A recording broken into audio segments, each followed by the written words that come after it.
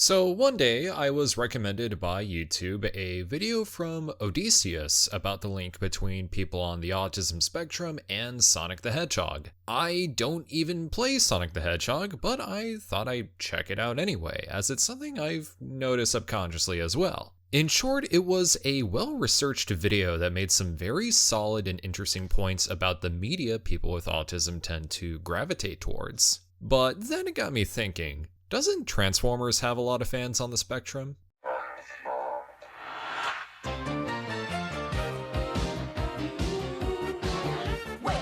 Ah yes, the phenomenon that cemented itself as a staple of 80s pop culture whose origins trace back to the fallout of the 1970s giant robot boom in Japan. The Transformers has become so seminal that both its presence and influence are felt to this very day. I could go on an entire tangent on how Transformers have helped shape media as we know it, plus all the various changes it went through in different times. But we're not here for that. To start things off, I would explain what autism actually is, but I want to go over what it isn't, as there are a lot of misconceptions of what autism spectrum disorder, or ASD, encapsulates. First off, to make this clear, autism is not a disease. People have called it such, but that implies autism is something that can be cured when it isn't, as it's entirely rooted in genetics. And especially not vaccines, because what in the fuck? Autism is also not to be confused with attention deficit hyperactivity disorder, or ADHD for short. Granted, they're both variations of neurodivergence, and in fact, people can have both. There's plenty of subtle differences, but a major example is that while those with ADHD may have a hard time focusing on certain tasks, those with autism can focus with ease. People with ADHD may be fond of change, whereas autistics may prefer familiarity. Those are just a couple of examples that can have varying degrees, however. Hence why it's called a spectrum. And no, autism is not the key to human evolution, Shane Black. But what autism is, rather, according to the National Institute of Mental Health, is a neurological and developmental disorder that affects how people interact with others, communicate, learn, and behave to various degrees.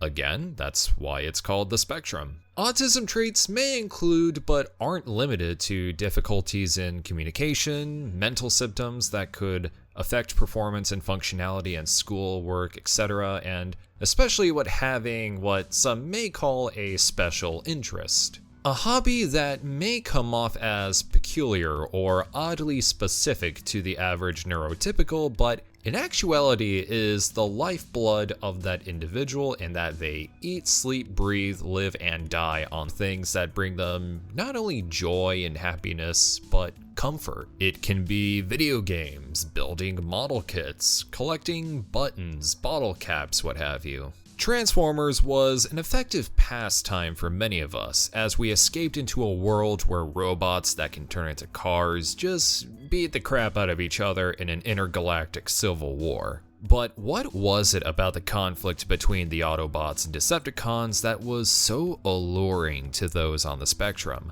Let us begin with the very idea of a Transformer, the toy, which I will use to describe sensory appeal. So, a Transformer functions as three toys in one. You have the robot, and you have its disguise. But in between, the transformation, which is what these toys purely emphasize. I mean, they're called Transformers, after all. But when you really get down to it, Transformers are really just glorified fidget toys that you can change back and forth at will whenever you want. Many neurodivergents will find puzzles to be appealing, and that's basically what this is. You have to move various shapes in the right spots in different configurations, hope you don't accidentally summon Pinhead, and the result is a complete figure at either end. Studies have shown that people with autism find an interest in various patterns and a desire to understand how certain mechanisms and functions work. It's not so much the character that draws us in, but rather how they transform. Okay, the character does play a part, but I'll get to that. In shows like Galaxy Force and Animated, they have full-on transformation sequences that show you basically every step. Obviously it's Hasbro and Takara telling you how cool their toys are, but don't get me wrong, it's sick, and it works. And of course, I can't go over sensory appeal without mentioning what's probably the most iconic audio stim of all time.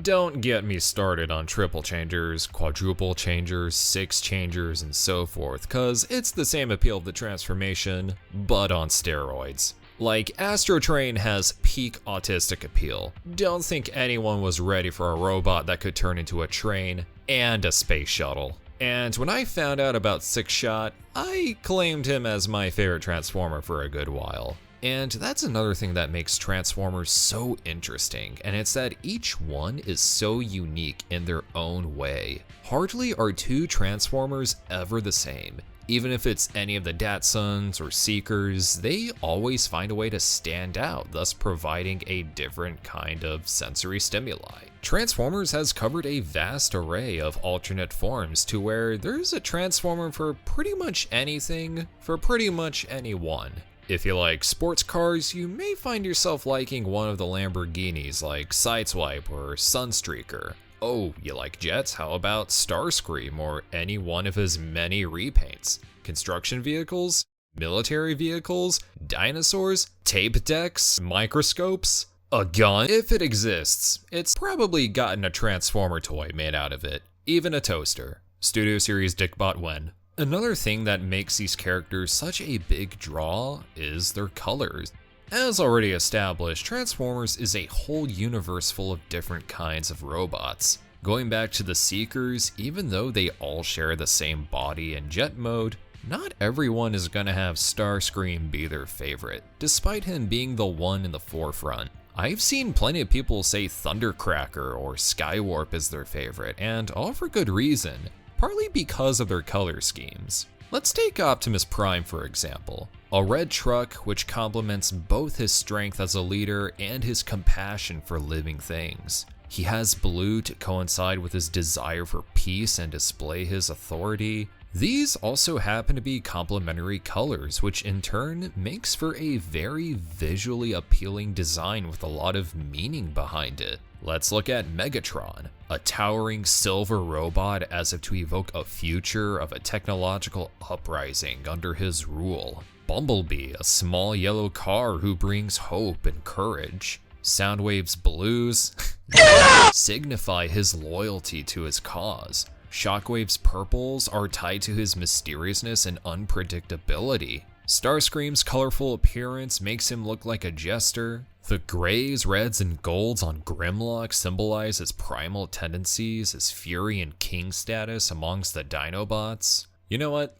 Let's not go into the popular guys. Let's go over some oddballs real quick. How about the Predacon Torka? This quadruped orca with tusks using navy that conveys his subtle calmness in his beastly visage brought out by tan. Or how about a random character like Dragotron? Not Prime Predaking, Dragotron from Transformers Go. The black and red gives him this look of fire and brimstone, which only further complements his dragon motif as the touches of gold add to his royal appearance. Here's Cindersaur, a pyromaniac who's canonically dumb given by his dumpy proportions, but look at him. The mix of purple and yellow work in this design so well as they can stand for bladder cancer awareness. You could apply color theory to pretty much anyone and you'll get an idea of what they're about, whether or not you've seen any of the cartoons, read the comics, or experienced any of the movies.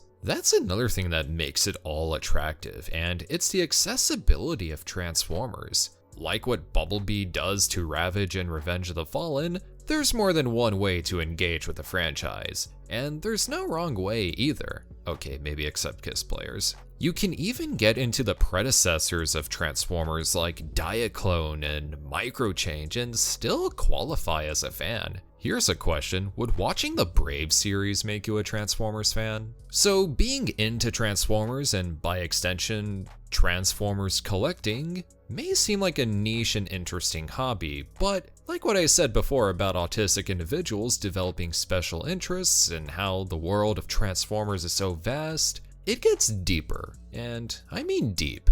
But I want to talk about my personal experience with getting into Transformers. And that is thanks to the 2007 live-action film. As many of us know, the first live-action Transformers movie is a cinematic landmark, as it pushed the capabilities of visual effects, sound design, and just the presentation of a sci-fi action blockbuster in general. So imagine a 7-year-old autistic child, which would be me in this case, experiencing this for the first time ever. Needless to say, this movie is a prime oh my god, bro. example of sensory overload, but in a good way. How good? Well, it remains to be the one movie I've seen the most times in theaters, which is 7. Oh hey, like Sector 7. I was utterly drawn to the world and its characters. I was invested in the relationship between Sam and the Autobots, and I was so deeply curious about this interstellar conflict between two sides of Cybertronians. I had this itching desire to know more, so after my dad took my brothers and I to see it opening night, I went on his computer the next morning and researched all I could about the Transformers. It was when I found out about Generation 1, learned that there were entire comic books, and there were way more characters than what I've just seen in the movie. So aside from Transformers being just souped up fidget cubes, Before time began, there was the cube. with standout sensory appeals being their designs and what they turned into, these were fully written characters who had their own stories to tell. These aren't just big war robots, they're people like us. They all come from different backgrounds, have different personalities, and experience all kinds of growth. In hard times, especially during the turmoil that something like war would bring, we wound up revealing a lot about ourselves as our responses end up shaping who we are and who we will become. Fiction, while it's an escape from reality, is a reflection of that reality. Many autistics don't quite relate to the real world as much as others do with the social challenges they may deal with. Obviously, we're all capable of forming human connection, yes, but it's thanks to stuff like this where we can understand the capacity in which people can strive for. We can understand troubles that some people may endure. The feelings of companionship and isolation are ideas that those on the spectrum can heavily relate to. A lot of these characters are fighting their own battles in a way. We also find out through this kind of media consumption that the world kinda sucks. It can be ruthless and unforgiving, but it also teaches us that we have the strength to overcome it no matter what comes our way. It goes to show why certain Transformer shows like Beast Wars are considered to be the best of the best in this regard, and how characters like Dinobot are huge fan favorites. Many neurodivergents have an interest in things like history and art, and when you have something like Transformers that combines the two, okay, maybe not like that, it just becomes so much more appealing in how it ends up echoing the real world to the point where this entire mythos of giant transforming robots can become a vessel for understanding it and teaching us to embrace it. And this brings me to one vital component that just makes Transformers feel so real, and that's the human element. Most Transformers media will follow a human protagonist, whether it's the cast of Master Force, the various gangs from the Unicron trilogy, or Sam Witwicky. There's little fleshlings whose purpose is to ground these overly fantastical machines in ways that humanize them. These are characters who help us relate to them, and sometimes, like with Sam Witwicky, we end up growing with the human characters. Kobe and Lori from Transformers Cybertron start off as this bickering duo that ends up getting married at the end of the series. And other times, these characters end up indirectly bestowing wisdom onto the robots. Remember when I said Six Shot was my favorite Transformer for some time? Not only is he a six changer who's also a freaking ninja, Also, he's a ninja. he's also the leader of his own subgroup of Decepticons, who actually kills a major Transformer. But upon realizing what he's truly been fighting for thanks to Galvatron's absurd greed and Scorponok's untrusting insanity,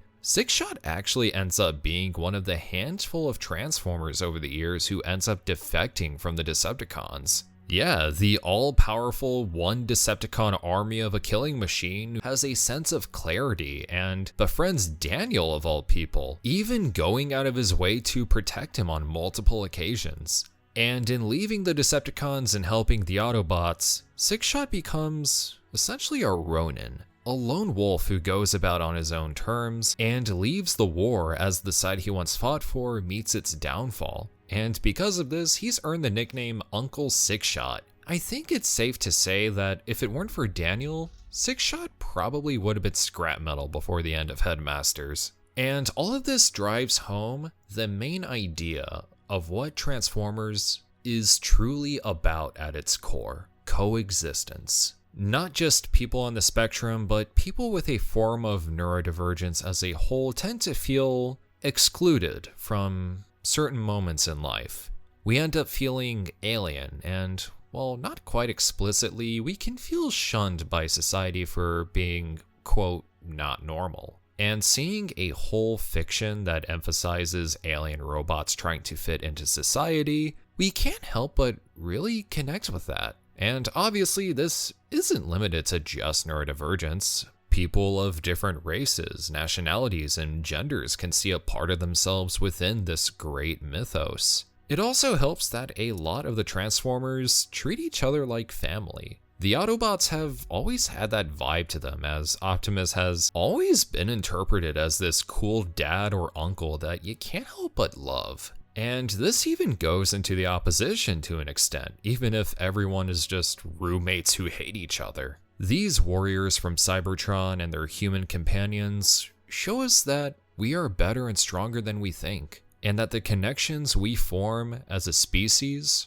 are limitless. Well, that took way longer than I expected. Guess that's just what happens when you ramble about your interests. So yeah, we like it when the colorful robots spout their philosophies, change, and go pew. But for anyone who enjoys anything related to giant robots, especially stories about found family, growth, and maturity, I would like to recommend Titanious Book 1, Rise of the Titans, written by yours truly. Buy my book! Buy my book! Before it's too late, people! One could even say it's a Titan class of a book. I'll see myself out. Thank you guys for watching. Want to shout out my channel members and my supporters on Patreon. If you like what you see and want to get early access to videos and exclusive content, click the link below. Other than that, feel free to like, share, comment, subscribe, all that good stuff, and I'll see y'all next time. Take it easy, everyone.